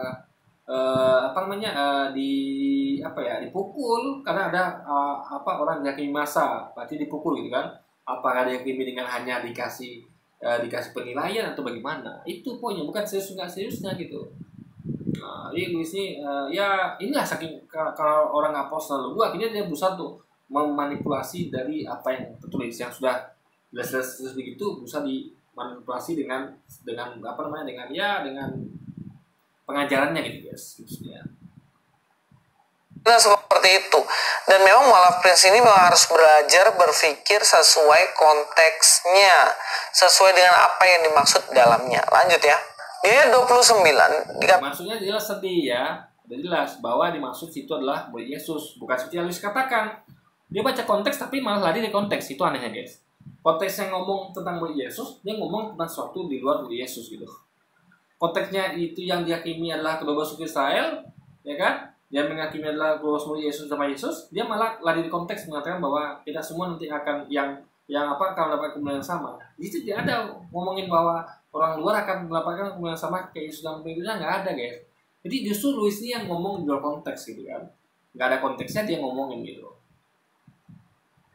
Dan setiap orang yang karena namaku meninggalkan rumahnya, katakan ya, meninggalkan rumahnya, saudaranya laki-laki atau saudaranya perempuan, bapak atau ibunya, anak-anak atau ladangnya, dan akan menerima kembali. Nah, ini jelas sekali guys ya. Dan setiap orang yang karena namaku meninggalkan rumahnya, saudaranya laki-laki atau saudaranya perempuan, bapak atau ibunya, anak-anak atau ladangnya. Jadi meninggalkan artinya kehilangan ya. Dia yang awalnya punya rumah jadi nggak punya rumah karena ditinggalkannya rumahnya kan. Coba Anda tinggalkan dari rumah Anda, ya Anda nggak punya rumah lagi ya kan, karena rumah Anda tinggalkan. Meninggalkan saudara laki-laki, Anda nggak punya saudara lagi karena sudah Anda tinggalkan. Atau saudara perempuan, bapak atau ibu, Anda nggak punya bapak ibu lagi karena sudah Anda tinggalkan. Atau anak-anak dan ladang, Anda nggak punya ladang lagi karena sudah Anda tinggalkan gitu. Nah, jadi akan menerima kembali sosok jadi akan menerima yang ditinggalkan itu. Maksudnya apa yang diterima? Yang ditinggalkan tadi ya, yang ada kehilangan rumah, saudara laki-laki, saudara perempuan, bapak ibu, anak-anak atau ladangnya ya, ini akan menerima 100 kali lipat guys gitu loh ya. Tentu ini termasuk termasuk istrinya juga gitu ya kan, karena itu sepaket gitu kan. Meskipun nggak sebutkan istri ya, kita akan tahu itu sepaket gitu ya kan. Karena nggak mungkin ada anak-anak kalau nggak ada ibunya gitu. Di mana anak-anaknya muncul gitu kan. Nah, jadi poinnya adalah jadi semua yang kita tinggalkan itu ya, termasuk istri kita sekalipun ya. Karena kalau ngomong anak-anak nggak mungkin nggak ada istri gitu kan. Nggak mungkin yang meninggalkannya adalah yang isinya ibaratnya adalah dia pasti meninggalkan satu paket semua guys. Cuman nggak disebut, kita bukan berarti kita nggak ada gitu kan. Jadi dari kata ada kata anak ini kita tahu bahwa ada termasuk dalam istri juga gitu. Jadi akan menerima kembali 100 kali lipat, dan itu ada jumlah minimal, dan akan memperoleh hidup kekal. Nah, hidup kekal adalah hidup yang nggak mati. Hidup nanti nggak mati lagi. Nah, ini poin bahwa Yesus aja itu ngerti apa arti kekal. Bahwa kekal itu adalah, ingat ya, orang-orang ini ya kan itu kan mati nanti semuanya. Makanya ada penciptaan kembali. Pada waktu nanti penciptaan kembali, artinya nanti setelah mati mereka akan diciptakan kembali. Nah, waktu penciptaan kembali itu mereka akan hidup kekal. Artinya setelah nanti kita hidup, kita nggak mati lagi. Itu hidup kekal itu. Ya, hidup yang nggak mati. Tapi kalau sebelumnya kan, ini bukti bahwa kita semua nanti akan hidup kekal, bukan hanya Yesus saja gitu. Nah, maka itu sekali lagi membatalkan ketuhanan Yesus, gitu kan? Karena semuanya akan hidup kekal dan semuanya akan mati melalui proses kematian. Makanya kalau kita lihat dari kalimat ini ya, hidup kekal artinya hidup yang nggak mati lagi, gitu loh. Sedangkan Yesus itu nggak kekal karena dia mengalami kematian. Sesuatu yang mati nggak kekal. Jadi kalau ada artikan kekal adalah mati hidup lagi, artinya nanti orang ini hidup kekal berarti dia akan mati hidup lagi gitu. Enggak, mereka sudah mati dan hidup sebelumnya, dan mereka akan hidup kekal setelahnya gitu. Jadi Louis ini salah mengartikan hidup kekal. Yesusnya tahu apa itu arti hidup kekal ya. Masa Louis nggak tahu gitu kan? Masa orang yang mati hidup lagi itu kekal? Ketika mati batal kekalnya gitu. Kekalahan itu ada dibuktikan dengan cara orang itu tidak mati. Itu baru hidup kekal. Dan faktanya tidak ada orang yang hidup kekal. Semua akan mengalami kematian, termasuk Yesus sendiri gitu kan. 100 kali lipat dan akan memperoleh hidup yang kekal. Nah, saya mau menyoroti kata 100 kali lipat. Ya, di sini bukan berarti ketika engkau meninggalkan istrimu, kemudian kamu dapat istri sebanyak 100 kali lipat. Ketika kamu meninggalkan rumahmu, kamu dapat rumah 100 kali. Ya, berarti ayat itu bohong dong, ya kan? Yang terus begitu, ya Anda harus jujur mengakuinya. Itu memang begitu tulisannya, teksnya begitu. Kenapa Anda berusaha untuk mendinai atau menolaknya atau memanipulasinya? Ingat ya, kepolosan dan keluguan diperlukan untuk mencari kebenaran. Hanya orang polos dan lugu lah yang bisa benar dalam benda ini. Karena dia akan berkata padanya, iya terus itu disebutkan dia gitu, bahwa akan menerima gantinya 100 lipat. Jadi kalau ladangnya ditinggalkan, hilang ladangnya akan dapat 100 ladang gitu. Minimal 100 kali lipat lebih banyak atau lebih besar pada ladang yang dia tinggalkan gitu. Itu adalah jumlah ukuran lipat 100 kali gitu. Itu bukanlah sesuatu yang bukan bilangan, itu bilangan, guys. Jumlah yang pasti, fix 100 kali lipat gitu. Misalnya saya katakan beda ya, misalnya saya katakan pada orang lain ya, nanti kamu akan saya ganti lebih banyak. Nah, itu bisa kita bingung tuh, lebih banyak berapa gitu kan. Tapi kalau saya kasih jumlah pastinya 100 kali lipat, artinya minimal 100 kali lipat, nggak boleh kurang. Karena kalau saya kasih 99,9 aja orang pasti protes. Bro, kamu kan janji nih. Lah, saya bilang apa nggak ada 100 lipat, saya kasih 99,9. Lah kan udah dekat itu, tapi kan masih kurang. Nggak mungkin dong saya kamu janji 100 ya 100 gitu. Walaupun dikit itu kurang gitu kan. Nah, tapi kalau saya kasih lebih, jadi diam aja gitu kan. Karena udah lewat janji, udah lebih janji gitu. Nah, itu poinnya, guys. Kali lipat, nggak gitu konsepnya. Oke, kita akan lihat di sini. Ayat ini kan berbicara. Inilah dikatakan manipulatif itu, guys. Konteksnya begitu, teksnya begitu, dimanipulatifnya menjadi agar sering dan dogma. Tadi ya ada kita buktikan ya, itu ngomong tentang hanya Yesus dan muridnya, karena Yesus sedang menjawab pertanyaan muridnya yang bertanya apa gantinya pengorbanan mereka gitu. Itu saja konteksnya, ngomong tentang Yesus dan muridnya sudah. Tapi dia ngomong di luar konteks, ngomong tentang kita semua akan menjadi mulia sama dengan mereka. Itu di mana hubungannya? Di mana disebutkan di situ coba? Konteksnya tidak menyebutkan hal itu. Ya. Konteksnya menunjukkan bahwa hanya Yesus di situ disebutkan, Yesus dan 12 muridnya akan menghakimi 12 Israel. Nggak ada kita di situ sebutkan itu. Kenapa ada keluar dari konteks, Luis? Nah, itulah saya katakan, itulah bedanya orang polos dengan tidak polos. Orang polos tuh dan lugu tuh akan berkata padanya jujur gitu, ya kan? Sesuai dengan tekstual, dengan kontekstual gitu. Tapi kalau orang-orang kayak Luis ini, yang ngakunya menghina Rasulullah lugu, justru dia ini yang berbahaya, memanipulasi sesuatu yang tulis itu jelas begitu, berusaha dimanipulasi saja. Oh nggak begitu konsepnya lah. Jadi itu Yesus sudah ngomong konsep. Kalau kamu kehilangan segini, kamu gak dapat segini, itu konsep namanya guys. Konsep Yesus kok berusaha ditolak dia gitu, dengan mengatakan bukan begitu konsepnya. Loh ya yang bikin konsep itu Yesus dan dia ngomong gitu loh, ya kan? Ya saya ngomong nih. Nanti kalau kamu meninggalkan rumahmu, ya bapak ibumu, anakmu, kamu akan dapat ganti 100 lipat. Itu konsep saya. Dan ada orang mengatakan, oh nggak gitu konsepnya loh. Ada siapa? Saya ngomong begitu konsepnya, kenapa? Ada siapa yang menolak konsep saya gitu kan? Jadi sesuatu yang sudah Yesus sampaikan gitu, itu konsep dari dia. Nggak bisa dikatakan, oh bukan gitu konsepnya. Loh dia ngomong begitu kok, udah jelas-jelas ngomong gitu kan? Kepada para murid ya, Petrus bertanya, ketika aku ikut engkau apa yang akan aku dapat? Kemudian Yesus menjawab Petrus tentunya kan. Kemudian Petrus dibilang, terus kalau kamu meninggalkan keluargamu, rumahmu, meninggalkan semuanya demi aku, maka kamu akan dapat 100 kali lipat. Jadi, apakah Petrus punya istri 100 kali lipat? Apakah murid Yesus semua punya istri dan rumah 100 kali lipat? Dan iya, itu konsep Yesus yang Yesus tawarkan. Nah mungkin dia tuh bercanda, mungkin dia tuh bermain-main dengan angka, nggak mungkin. Jadi 100 kali lipat tuh logikanya adalah jumlah minimal. Karena kalau kurang nanti pasti akan penilaian orang akan Yesus yang janji. Kenapa kurang gitu kan? Itu nominal minimal guys, pastinya minimal. Nggak mungkin maksimal tuh nggak mungkin, itu minimal ya kan. Janji itu harus ditepati minimal sesuai dengan jumlah yang ditawarkan gitu. Rumahnya dia, karena enggak, iya kan? Lalu maksudnya apa? Nah sekarang kita sebelum masuk ke itu, kita masuk. Jadi maksud Yesus sudah jelas. Apa kalian akan terima ganti dari apa yang kalian hilang itu 100 lipat. Jadi poinnya tadi ngomong tentang apa? Bapak dan ibu, anak-anak, ladang, rumah, isi termasuk di situ ya, apa yang disebut ya. Mungkin ayat lain disebut gitu kan. Itu poinnya di situ, jadi dihubungkan dengan situ. Dan itu dihubungkan gitu. Jadi janganlah di konteks Luis. Konteksnya begitu, itu yang kita bahas gitu.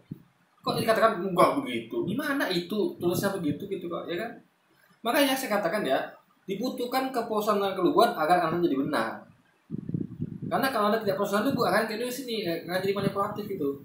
Memanipulatif ayat yang sudah jelas-jelas tertulis Yesus ngomong begitu. Usah dikatakan, oh bukan begitu loh. Yang terus begitu gitu kan ya kan? Dulu ke dalam maksud dari meninggalkan orang tuanya. Lalu ayat ini kalau dipelintir nih, harusnya mualaf Prince tukang pelintir nih, harusnya ini makanan empuk. Mualaf Prince bisa melintirnya gini. Berarti Yesus memerintahkan untuk meninggalkan orang tua, istri dan lain-lain dong. Pasti pikirannya gitu. Yang melintir siapa Luis? Kita ngerti poinnya. Maksudnya meninggalkan sini adalah artinya orang tuh gak sejalan sama kita, ya kan? Jadi kalau sejalan tentu gak mungkin ditinggalkan. Jadi kenapa murid-murid Yesus ini meninggalkan keluarganya, anak-anaknya? Karena mereka gak mau ikut.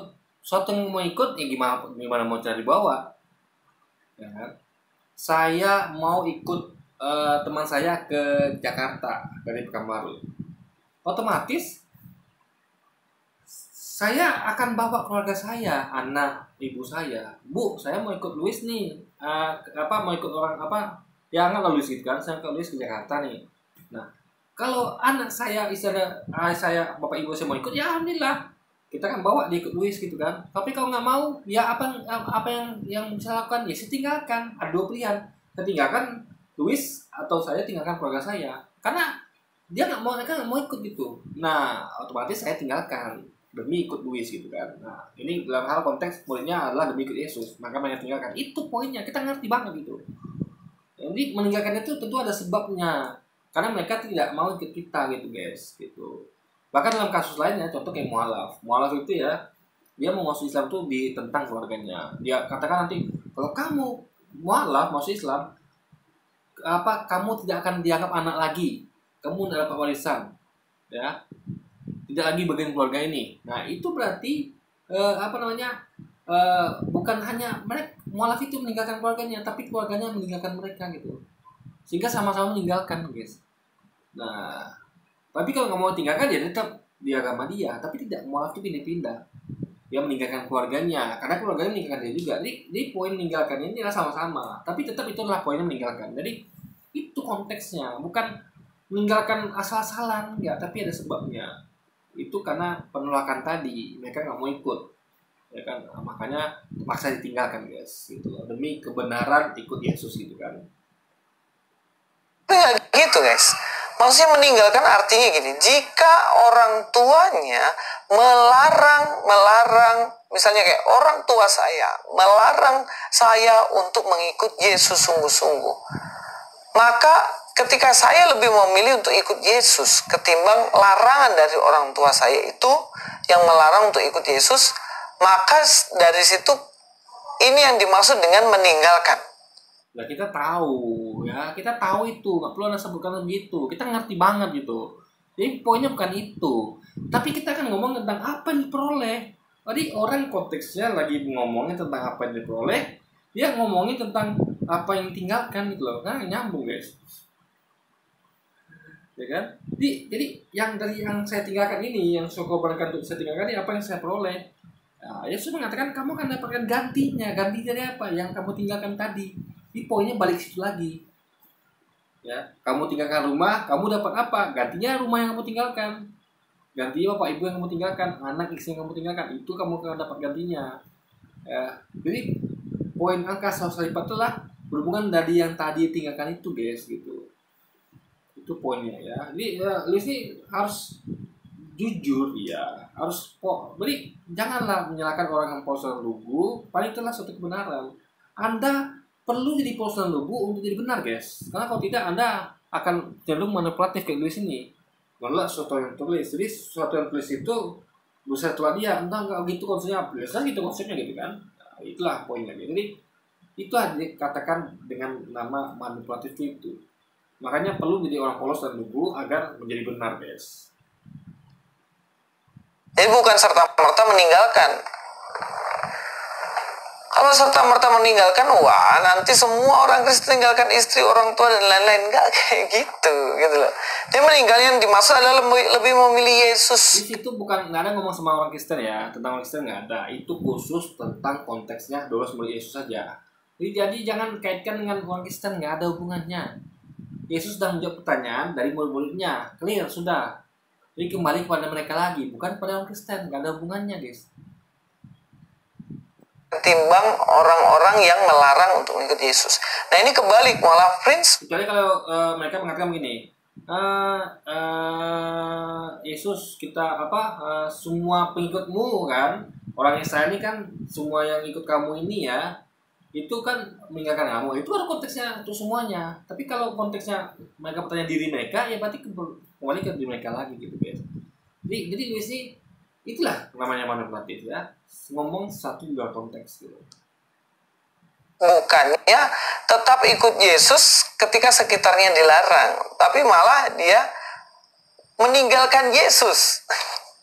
Gak tahu alasannya apa. Nah ayat ini jelas gak cocok untuk Anda, karena Anda meninggalkan Yesus, tidak memilih Yesus gitu. Nah ini memang gak cocok untuk Anda, karena ini bukan untuk Anda, tapi untuk murid Yesus ya. Makanya guys ya, ayat yang untuk murid Yesus ya diklaim untuk mereka. Enggak, Yesus sedang ngomong dengan murid Yesus gitu, sedang menjawab pertanyaan murid Yesus, bukan sedang ngomong tentang Anda. Jadi jangan kepedean gitu kan. Bacalah konteksnya, siapa itu ditujukan, bukan kepada Anda gitu. Jadi itulah guys, lu sih suka berhalusinasi gitu. Sesuatu yang konteksnya jelas ya, merujuk pada siapa, malah diklaimnya merujuk kepada dia juga gitu, dan orang-orang Kristen gitu kan. Itu di situ apa guys, absurdnya di situ. Apa yang dimaksud dengan 100 kali lipat? Logikanya apakah para murid punya rumah 100 kali lipat, saudara 100 kali lipat, istri 100 kali lipat, baik di bumi dan di surga? Ya enggak. Jadi berapa dong kalau bukan 100 lipat? Nominal itu ya nggak bisa diubah-ubah, Luis ya. Kalau ngomong 100 ya 100. Nah, maksudnya ya 100 kali lipat istri, ya 100 kali istri kita gitu. Dan ini ngomong tentang bilangan ya. Coba ada mainkan ya. Kalau ini bukan ngomong tentang bilangan. kita punya istri ya, ibaratnya nilai istri kita tuh adalah kita gini loh, kayak apa ya, istri lah misalnya atau anak gitu kan. Maksudnya gini, Anda tuh nanti akan dapatkan istri 100 lipat ya, istri. Nah, bapak ibu 100, maksudnya tuh Anda akan dikasih bapak ibu yang banyak gitu guys, diciptakan bapak ibu yang banyak gitu kan. Karena apa namanya, mungkin ada masa nggak cukup bapak ibu satu gitu, nggak cukup kan, lebih enak disayang banyak bapak ibu. Makanya ada orang tuh yang suka mengangkat bapak ibu anak, bapak dan ibu sebagai bapak angkat, ibu angkat, ya kan. Misal gini contoh, misal ada orang yang ya misalnya dia merantau misalnya, dia merasa kalau jauh dari bapak ibunya, dia angkat bapak ibu. Mau nggak bapak ibu angkat saya, karena saya orang tua saya jauh gitu kan. Dan jadi orang tuh akan lebih enak punya bapak ibu yang lebih dari satu guys, logikanya. Semakin punya bapak ibu namanya kan makin senang, nggak? Kenapa? Makin banyak perhatian, ya kan? Punya bapak ibu satu itu menyenangkan, apalagi punya banyak gitu kan. Nah, juga anak-anak yang banyak kan orang senang gitu. Punya 1-2 dia orang senang, apalagi kalau banyak. Nah, juga saudara gitu kan. Rame gitu kan. Nah, juga dengan istri gitu. Jadi ini adalah jumlah bilangan yang nggak bisa dimanipulasi, ya. Dengan mengatakan nggak begitu loh. Jadi ini apa ini? Ya, terus kan 100 kali lipat. Ini kayak saya misalnya gini. Misalnya saya mau ngajak orang nih. Kita merantau yuk. Di sini tengoklah, rumah kita cuman rumah gubuk. Motor kita butut. Ya kan? Kita cuma punya kambing seekor. Ya kan? Apalagi yang satu biji aja. Ya apapun itulah kan, ya kita cuma punya satu gitu kan. Kita pindah yuk lah. Kalau kita nanti pergi merantau, nanti apa yang akan peroleh kan? Berarti aku meninggalkan rumahku nih, meninggalkan motor aku ini, meninggalkan rumah aku, meninggalkan sapiku kambingku yang sekor ini. Apa yang akan peroleh? Saya katakan nanti kamu akan dapat ganti 100 lipat daripada ini semua, ini kan, rumah ini, rumah butut ini, motor butut ini, kambing butut ini gitu kan. Itu ngomong tentang jumlah apa yang didapat 100 lipat dari apa yang ditinggalkan. Jadi jangan lari dari konteks. Kalau apa yang ditinggalkan, ya kembali lagi apa yang ditinggalkan itu adalah kembalikan kepada apa yang ditinggalkan tadi. Kalau tinggalkan bapak ibu akan dapat bapak ibu lagi 100 lipat. Tinggalkan istri akan dapat istri 100 lipat itu. Itu poinnya di situ guys. Itu yang perlu dipahami ya. Finishnya adalah berusaha memanipulasi ayat. Jelas gitu tulisannya, konteksnya, ya berusaha untuk mengawang-awang. Oh bukan begitu. Jadi apa itu yang ditulis coba? Bilangan itu, 100 lipat itu bilangan, gitu. Menunjukkan jumlah berapa minimal yang didapat dari apa yang ditinggalkan tadi. Ya, itu poinnya guys. Apa ini mas 100 kali lipat? 100 kali lipat itu untuk hiperbola, menggambarkan sesuatu yang melebihi dari apa yang ditinggalkan itu, yaitu upah yang akan diterima. Ya, memang menggambarkan melebihi apa yang didapat, tapi kan disebutkan jumlah sakti 100 lipat gitu loh. Kalau dikatakan gini nih, nanti kamu akan dapat yang gantinya yang lebih dari itu. Nah, itu kita bisa bingung nih atau mereka-reka berapa ya, banyaknya berapa. Tapi kesibukan nominalnya ya sudah, patokan itu patokan. Yesus sudah kasih patokan, jangan ada ngada-ngada lagi. Kalau Yesus ngomongnya begini ya, nanti kamu akan dikasih lebih daripada itu, oke. Sesuai dengan apa yang Yesus katakan. Kita masih berapa ya sih maksud Yesus itu lebihnya berapa? Tapi kalau Yesus kasih angka 100 kali lipat itu harusnya minimal kamu akan dapat 100 kali lipat daripada ini gitu loh. Kalau satu sapi ya 100 ekor sapi, satu istri ya 100 istri gitu, satu anak 100 anak gitu, satu orang tua jadi 100 orang tua gitu. Jadi itu Yesus sebutkan exactly jumlah bilangannya, nggak bisa Anda tolak, Anda nggak bisa, Anda karang-karang manipulasi nggak bisa. Kecuali Yesus nggak sebutkan jumlahnya, oke. Jadi Yesus sudah sebutkan jumlahnya dan jelas, kok malah bikin nggak jelas sama Luis gitu loh. Disitulah absurdnya logikanya Luis ini guys. Sesuatu yang sudah jelas bisa dikabulkan dia gitu kan. Itu lebih besar, lebih luar biasa dibandingkan dengan apa yang ia telah. Iya, lebih luar biasa 100 kali lipat. Jangan lupakan 100 kali lipatnya. Yesus bukan sedang ngomong bahwa nanti kamu akan dapat sesuatu yang lebih luar biasa, enggak. Dia sebutkan jumlahnya, bilangannya. 100 kali lipat guys. Dan orang dengan bilangan itu orang tahu, oh berarti sedangkan 2 kali lipat ya udah lumayan gitu kan, apalagi 100 kali lipat gitu. Jadi itu jumlah bilangan yang nggak bisa lagi dimanipulasi, nggak bisa. Kalau saya sebutkan jumlahnya, artinya saya nggak bisa kurang dari situ, nggak mungkin. Kalau saya gini nih, saya katakan nanti bisa gini kepada orang-orang ya, kalau kamu ikut saya nanti ya, tapi kata orang ini kan, tapi kami punya kambing 1 ekor, rumah satu, ladang satu, motor satu. Kalau saya katakan gini ya, nanti kamu akan dapat jauh lebih banyak pada itu, atau kamu akan dapat lebih dari itu. Nah, orang ini masih bisa kita ini, kalau dia protes masih bisa kita ngeles guys, bisa ngeles, bisa kita kasih dia 5, lalu ngeles kan, kok cuma 5? Loh, saya bilang apa? Ya kamu katakan jauh lebih banyak. Ya bagi saya 5 itu banyak. Gimana? Tapi kalau saya jumlahkan jumlah 100, nggak mungkin saya bisa ngeles. Saya kasih 5. Apa kata mereka? Mereka kan merefer kepada kata saya kemarin. Bapak bilang, kamu bilang 100 kali lipat. Ini, kamu nggak ngerti ya arti 100 kali lipat. Kalau saya punya kambing 1, ya kamu kasih 100 kambing, 100 kali lipat dari 1 ya 100. Kok kamu kasih 5? Jadi kalau kita sudah kasih bilangannya, jumlah bilangannya, fix 100 kali lipat, ya nggak mungkin kurang dari itu gitu loh. Tapi kalau saya cuma sebutkan ambigu, ya, nanti kalau saya kasih lebih banyak, yang lebih banyak, saya bisa mainkan angkanya. Ya, ini sesuatu yang tidak disebutkan angkanya akan bisa dimainkan, ya, tergantung persepsi. Bagi dia mungkin 5 itu sedikit, bagi saya banyak. Tapi kalau saya bukan jumlahnya 100 lipat, ya nggak bisa dimanipulasi. Orang akan mengatakan, jadi orang tuh bisa kan menilai kita tuh memanipulasi. Kamu kan bilang 100 kali lipat kemarin, kenapa cuma kasih 5 kali lipat? Paham ya logikanya? Jadi 100 kali lipat ya 100 kali lipat, itu jumlah bilangan yang sudah fix, yang nggak bisa lagi orang tuh bohong. Makanya berat untuk menunjukkan bilangan tuh berat.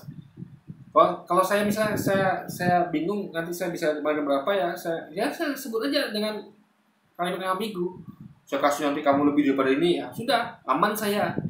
Nanti kalau diprotes kan, kok cuma 5? Nah, itu bagi saya udah cukup itu. Karena saya nggak disebutkan jumlah. Tapi kalau saya sebutkan 100 lipat ya sudah, itu sudah fix. Nggak mungkin mereka bisa dibodohi lagi gitu kan.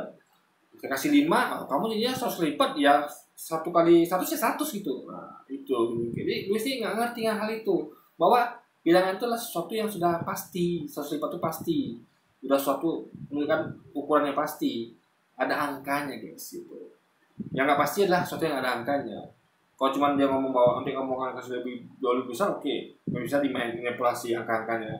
Tapi ini sudah menjadi angka yang pasti 100 lipat. Bagaimana Anda bisa lagi bermain dengan angka itu gitu kan? Nah itu poinnya guys. Tinggalkan.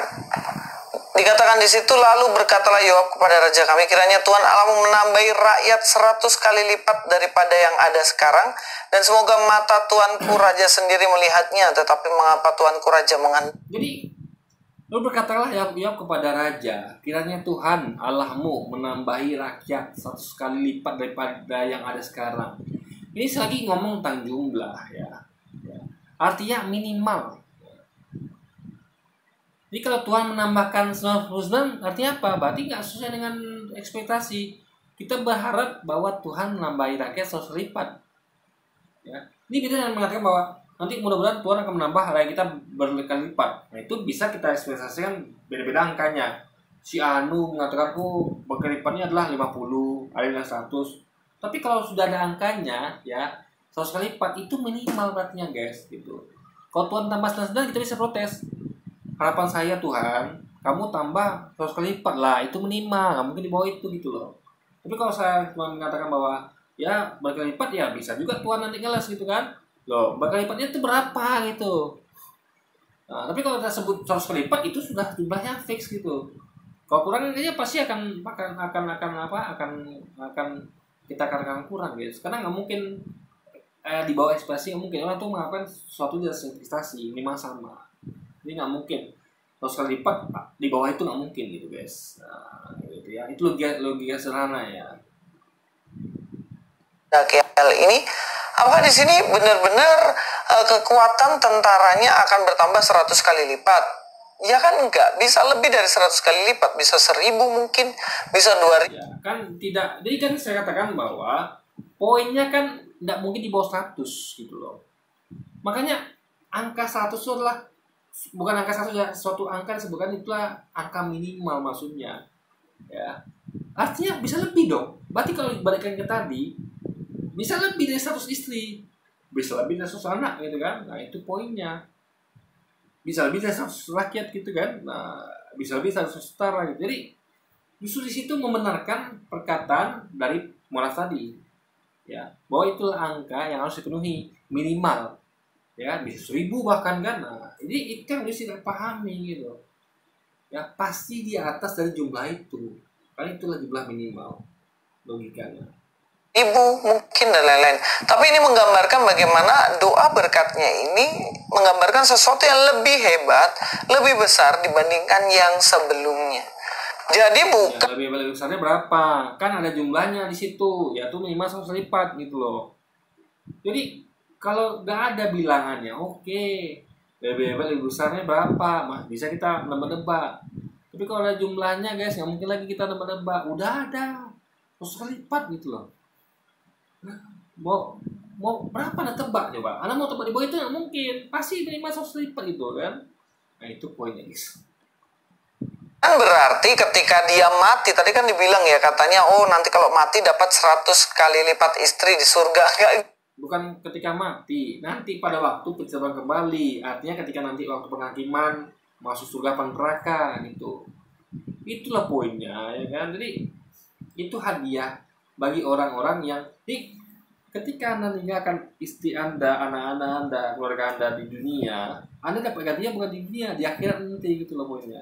Itu pada waktu penciptaan kembali. Ini bukan pada waktu sebelum penciptaan kembali, tapi setelah penciptaan kembali. Artinya nanti di surga nanti kita ciptakan ulang guys, jadi penghuni surga gitu kan.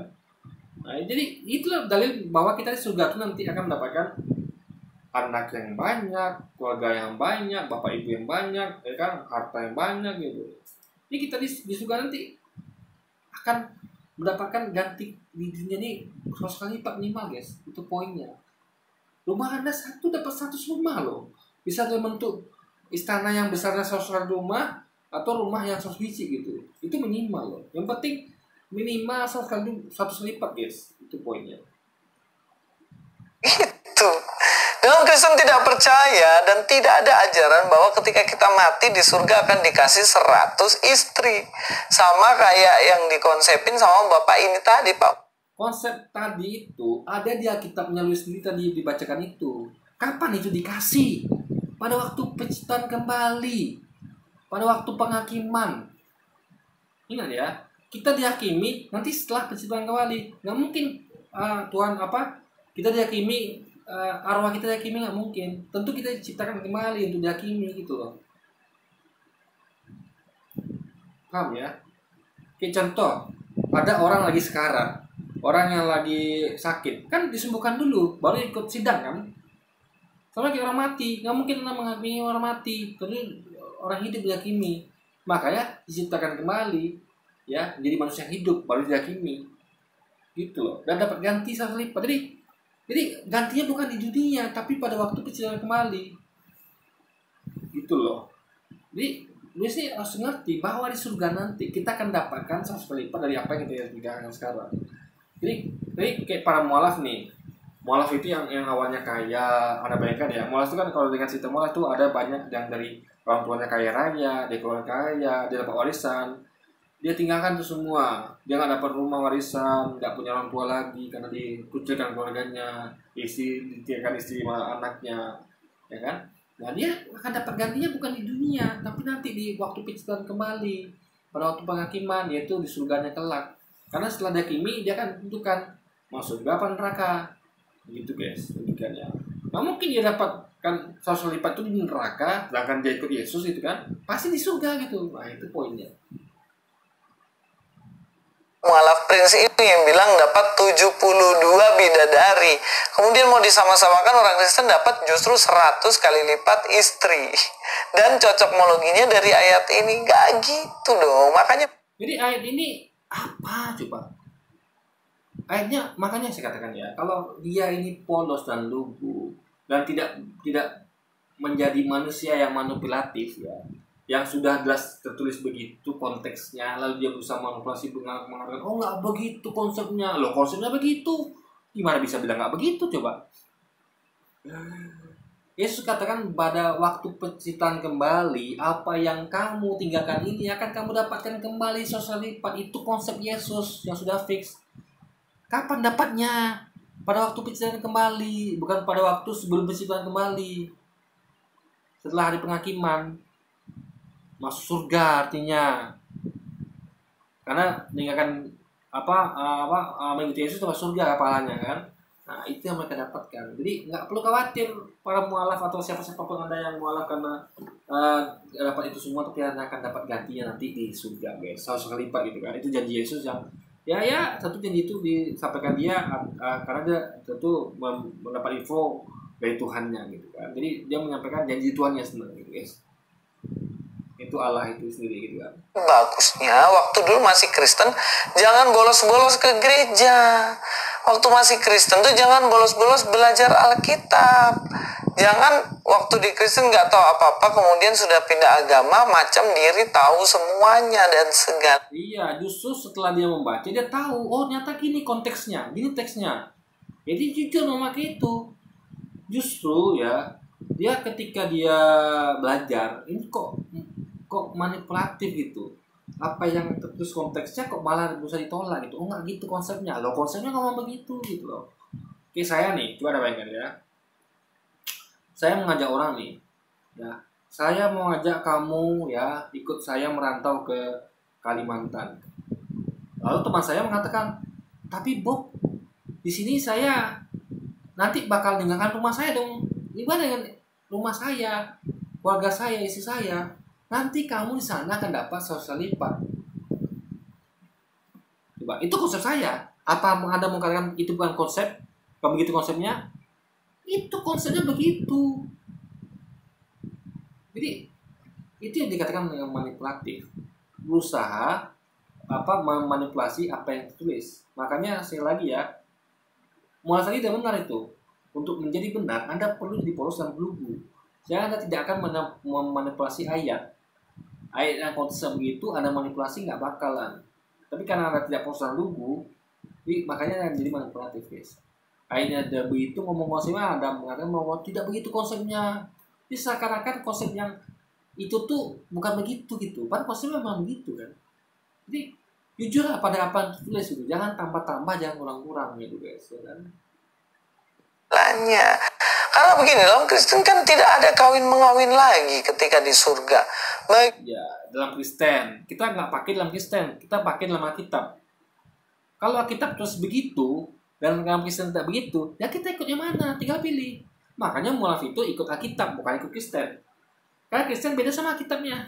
Alkitabnya ngomongnya begitu konsep Yesus, Kristen bilang tidak begitu konsep Yesus gitu. Artinya berbeda antara konsep Yesus dengan konsep Kristen. Makanya mereka mualafnya ikut konsep Yesus dengan meninggalkan Kristen gitu loh, guys. Ini jadi bukti sekaligus menjadi bukti bahwa konsep Kristen itu beda sama konsep Alkitabnya. Konsep Yesus beda dengan konsep Kristen. Yesus mengkonsepkan kalau nanti kita meninggalkan istri kita, anak kita, keluarga kita, nanti pada waktu penciptaan kembali, waktu-waktu penghakiman, itu nanti di surga apa neraka, di surga ya, karena kita hidup kekal kan, kita dapat hidup kekal berarti di surga. Kita akan mendapatkan ganti yang kita inginkan di dunia gitu. Itu konsep Yesus. Nah, konsep Kristen kan nggak begitu. Artinya ada perbedaan antara konsep Yesus dan konsep Kristen. Artinya Kristen itu tidak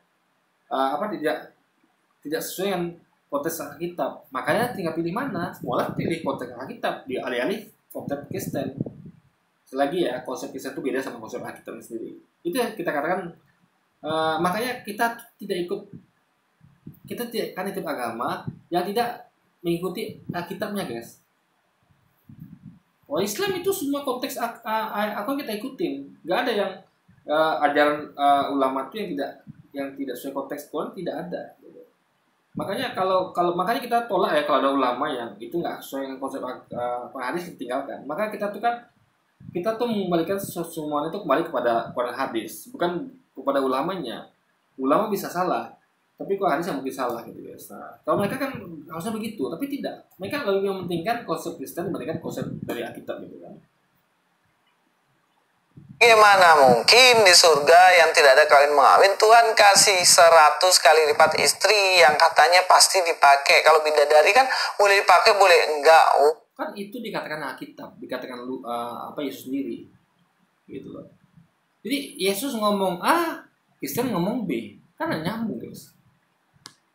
Jadi mereka ini sedang menolak apa yang Yesus konsepkan gitu. Konsep Yesus mereka tolak gitu. Oh, nggak ada surga kawin mengawin nih. Loh, itu buktinya. Dapat 100 kali lipat. Anak yang tinggalkan, istri yang tinggalkan, coba. Apa ada dengan istri Anda tidak kawin? Coba, dengan dia nikah gitu. Karena nikah dengan istri Anda maka Anda punya anak kan. Jadi apa yang ada, jadi itu bukan semu, tapi memang itu yang Anda dapatkan. Gitu loh. Karena gini loh, orang itu ya akan mau melakukan sesuatu itu kalau dapatkan lebih. Misal gini, saya diajak merantau nih. Kalau saya nggak dapat lebih dari apa yang saya punya di sini, ngapain saya pergi merantau? Karena waktu janji lah makanya, apalagi 100 kali lipat. Pokoknya tenang deh, kalau kamu nanti ikut saya merantau, kamu akan dapat 100 kali lipat dari motor kamu nih. Ya saya tegur dong. Ngapain saya tinggalkan motor saya? Mending saya di sini gitu kan. Nah, jadi itu makanya itu adalah angka yang mana itu adalah suatu kepastian fix gitu. Bukan kira-kira. Nanti kamu akan dapat lebih banyak ya, banyak berapa gitu kan? Nggak bisa kita manipulatif. Tapi kalau sudah 100 lipat gimana mau melakukan manipulasi juga? Udah angkanya udah ada nominalnya gitu, udah ada bilangannya gitu kan. Oh yang betul, apakah begitu? Nah kita akan lihat ya ayat yang lain. Di dalam Matius 22 ayat 29 dikatakan, Yesus menjawab mereka, kamu sesat sebab kamu tidak mengerti kitab suci maupun kuasa Allah. Karena pada waktu kebangkitan orang tidak kawin dan tidak dikawinkan, melainkan hidup seperti malaikat surga. Nih, ini sudah saya jawab di video saya sebelumnya. Ya, Anda bisa cek di video saya yang sebelumnya. Jadi gini pasti gini guys ya. Yesus menjawab mereka, kamu sesat. Semua kamu tidak mengerti kitab suci maupun kuasa Allah. Nah, gini, awalnya Anda perlu baca ya. Di situ orang-orang ini ya, dia bertanya gini. Misal ada orang yang dia punya istri lebih dari satu. Nah, ketika nanti di surga, dia akan bersama istri yang mana gitu. Apakah dengan istri pertama, istri kedua atau istri ketiga gitu guys. Nah, itu poinnya. Ya, nah, makanya Yesus mengatakan bahwa kamu sesat. Sebab kamu tidak mengerti kitab suci maupun kuasa Allah. Nah, karena pada waktu kebangkitan, jadi mereka ini ngomong ketika nanti bangkit dari kematian ya, ingat ya, bangkit dari kematian. Jadi kita baca ayatnya tuh, bentar saya bacakan ya. Nah, untuk mengetahui itu kita harus baca konteks lengkap. Apa dimaksud di sini gitu kan. Nah, makanya kayak Louis ya, ini kan ngomong tentang konteks. Tapi dia potong-potong ayat, kita akan bacakan ya. Maksudnya apa gitu kan. Nah, ini dimulai dari Matius pasal 22 ayat 23 ya. Kita harus tahu kronologinya nih ya, biar Anda paham maksudnya apa. Nah, pada hari itu datanglah kepada Yesus beberapa orang Saduki yang berpendapat bahwa tidak ada kebangkitan. Jadi mereka ini justru mempertanyakan kebangkitan. Bagi mereka itu tidak ada kebangkitan gitu kan. Mereka meragukan kebangkitan. Itu poinnya yang sudah pahami. Artinya mereka tidak percaya ada kebangkitan gitu kan. Nah, makanya mereka bertanya kepadanya, pada Yesus itu kan, Guru, karena mereka tidak percaya apa yang Musa katakan, karena Musa ngomong tentang kebangkitan dan mereka tidak percaya ada kebangkitan gitu kan. Nah, Guru, Musa mengatakan bahwa jika seseorang mati dengan tiada meninggalkan anak, saudaranya harus kawin dengan istrinya itu dan membangkitkan keturunan bagi saudara itu. Nah, tapi di antara kami ada 7 orang bersaudara. Yang pertama kawin, kemudian mati. Dan karena ia tidak mempunyai keturunan, ia meninggalkan istrinya itu bagi saudaranya. Artinya, istrinya itu nikah dengan adiknya gitu, dengan saudaranya yang lain gitu. Artinya, istrinya berarti punya 2 suami gitu kan. Nah, demikian juga yang kedua dan yang ketiga sampai yang 7. Jadi masing-masing saudaranya itu punya istri yang sama gitu. Istrinya punya 7 suami dari para saudara yang sama gitu kan. Nah, itu poinnya. Nah, siapakah, pertanyaannya adalah dan akhirnya sudah mereka semua perempuan itu pun mati. Artinya faktanya perempuan ini punya 7 suami ya. Dan sementara masing-masing saudara ini hanya punya satu istri dan sama gitu kan. Nah, pertanyaan adalah siapakah di antara ketujuh orang itu yang menjadi suami perempuan itu pada hari kebangkitan? Nah, ini mereka pengen tahu nih kalau memang ada hari kebangkitan maksudnya kan. Karena mereka tidak percaya kebangkitan. Jadi siapa yang punya istri ini? Karena kalau tadi kan di dunia kan masih masuk akal karena kan sudah mati. Artinya kan berarti de facto apa suaminya adalah satu gitu kan, karena yang sebelumnya sudah meninggal gitu, udah mati. Tapi kan kalau di surga, di kebangkitan nanti kan bangkit semua, artinya yang tadinya suaminya tuh adalah dia menikah setelah dia mati, artinya dia tuh secara de facto hanya punya satu suami pada satu waktu, tapi nanti pada waktu kebangkitan artinya kan semuanya akan hidup kembali, jadi ada 7 orang suami gitu kan, itu poinnya.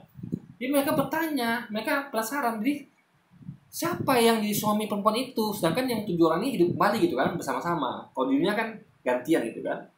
Jadi ya lagi secara de facto hanya satu suami pada satu waktu. Nggak di hari kebangkitan yang logikanya hidup semua, berarti ada 7 suami sekaligus gitu kan. Nah, jadi sebab mereka semua telah bersihkan dia gitu. Nah, Yesus menjawab mereka, kamu sesat sebab kamu tidak mengerti kitab suci maupun kuasa Allah. Artinya Yesus sedang merefer kepada ajaran Musa.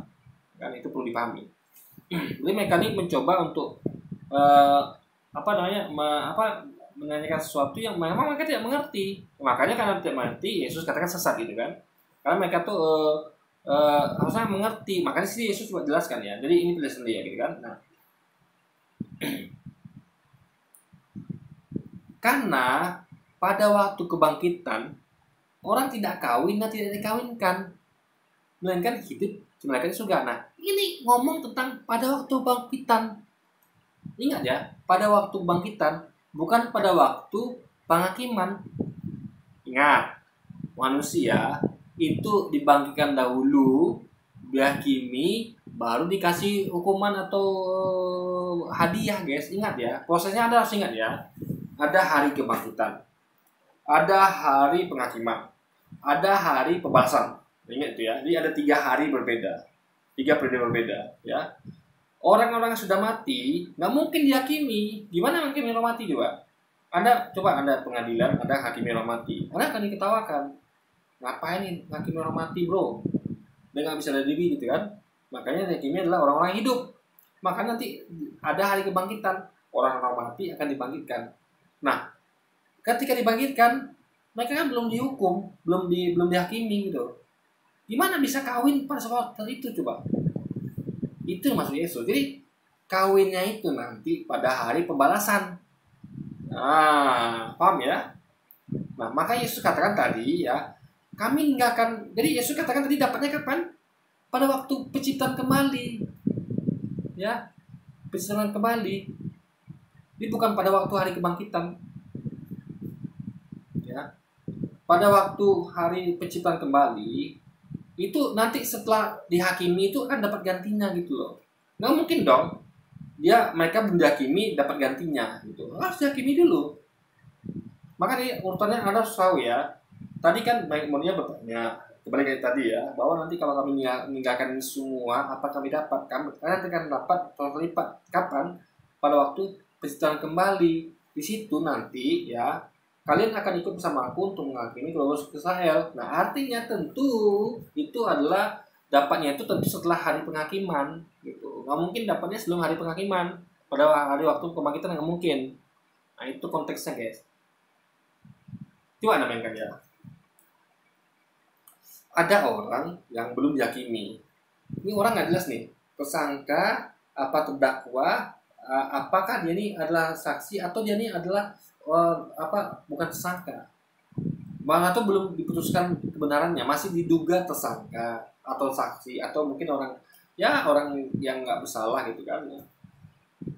Itu belum jelas. Apakah mungkin hakim ya ketika orang ini belum dihakimi langsung dimasuk ke penjara, apa mungkin, atau langsung dikasih hadiah, oh kamu dikasih rumah karena kamu jadi justice collaborator, kan nggak bisa kalau nggak diyakini. Jadi hari kebangkitan maksudnya adalah hari ketika dihadapkan ke pengadilan gitu, ini sama kayak orang dibangkitkan dari penjara. Orang kan anggap di penjara itu adalah masa itu bukan penjara juga ya, penjara sementara. Kan kematian sementara. Ya. Alam kubur itu kan sementara. Jadi hari kebangkitan maksudnya adalah ketika dikeluarkan penjara, bukan dalam konteks dihukum ya, tapi dalam hal bukan di penjara juga ya. Kadang-kadang kan dari rumah juga bisa gitu. Tergantung lah dia sangka apa bukan. Intinya adalah dia tuh akan diputuskan bebas atau dihukum penjara itu setelah dia melewati proses persidangan. Sama kita tadi, nggak mungkin nggak dihakimi dulu lalu semua orang Israel tadi dapat itu, kan nggak mungkin. Ya kalau dia dihakimi hasilnya lulus, memang baik. Kalau tidak, masa dikasih lipat gitu. Nah, makanya yang maksud ini adalah ini mereka tuh nggak ngerti urutan maksudnya. Pada hari kebangkitan ya, memang orang tidak kawin dan tidak dikawinkan. Mereka hidup di malaikat di surga, ngapain? Malaikat surga Anda tahu ngapain? Ya, yang menunggu gitu. Mereka tuh tidak, malaikat surga itu adalah mereka tuh menunggu, hidupnya tidak ada ngapa-ngapain lagi ya. Maksud tuh menunggu proses penghakiman gitu. Ya, paham ya logikanya. Jadi Anda harus belajar bedakan antara pada waktu kebangkitan, pada waktu penghakiman, dan pada waktu pembalasan. Orang hidup seperti kawinan mengawinkan tuh ya pada waktu nanti lepas penghakiman, yaitu penciptaan kembali gitu guys. Ya. Itu logikanya gitu loh. Jadi ini maksudnya adalah mereka sesat karena mereka nggak ngerti apa dimaksud pada waktu kebangkitan. Artinya mereka tuh nggak paham bahwa ada perbedaan antara pada waktu kebangkitan, penghakiman, dan pembalasan. Anda hanya akan dapatkan itu tadi ya, itu semua ya, yang istri yang tadi anak ditinggalkan, bukan hanya istri loh, anak yang ditinggalkan, suami orang tua ditinggalkan, ladang ditinggalkan, itu di mana? Di surga nanti setelah hari penghakiman. Nah itu yang sudah saya jelaskan di video-video sebelumnya, dan sebenarnya Luis tidak nonton itu gitu kan. Jadi ya sebenarnya nggak pahamnya Luis gitu. Orang ngomong tentang hari kebangkitan, jadi sesatnya Luis sama kayak mereka ini, gitu. Orang lagi ngomong tentang hari kebangkitan, ya kan? Mau disamakan dengan hari pembalasan, ini nggak sama lah. Makanya belajar lah ya, urutannya Anda harus belajar ya. Apa itu hari kebangkitan, apa itu hari penghakiman, dan apa itu hari pembalasan guys, gitu loh. Jadi jangan dibalik-balik. Jangan pembalasan dulu, lalu kapan penghakiman sama ininya? Ya sebelumnya. Nggak mungkin orang langsung dibalas itu kan, tentu harus dibangkitkan dulu. Ya. Nggak mungkin ada menyiksa orang mati, nggak mungkin. Ya dibangkitkan dulu gitu. Dan artian ya orang itu kalau mati kan nggak merasakan sakit guys ya. Cuma ada sisa orang mati, nggak ngapa-ngapain dia. Bas pun tidak, kenapa? Nggak merasakan apa-apa lagi. Nah, Anda perlu hidupkan. Makanya kenapa ada orang itu sisa orang itu pelan-pelan. Ya saya mati ya, kita sisa pelan-pelan. Biar dia merasakan sakit. Hanya orang hidup yang merasakan sakit tersisa. Nah, makanya perlu dihidupkan kembali. Dan juga untuk melakukan nikmat tadi. Mana bisa orang mati merasakan nikmat punya istri, punya anak, gimana caranya dia sudah mati gitu. Makanya dibangkitkan dulu. Makanya urutannya adalah dibangkitkan dulu, dan itu nggak langsung ya, dihakimi dulu. Kalau dia baik, kalau dia lulus, kalau tidak, kalau masuk neraka, masa dia dapat istri mana? Jadi guys ya, itu hanya kalau dia tuh meninggalkan Yesus, mengikuti Yesus dan meninggalkan keluarga, dia akan dapat ganti yang sama di surga, bukan pada waktu kebangkitannya. Oke, jadi mungkin ya mungkin segitu aja dulu video kita kali ini guys ya. Sampai jumpa lagi di video selanjutnya. Wassalamualaikum warahmatullahi wabarakatuh guys.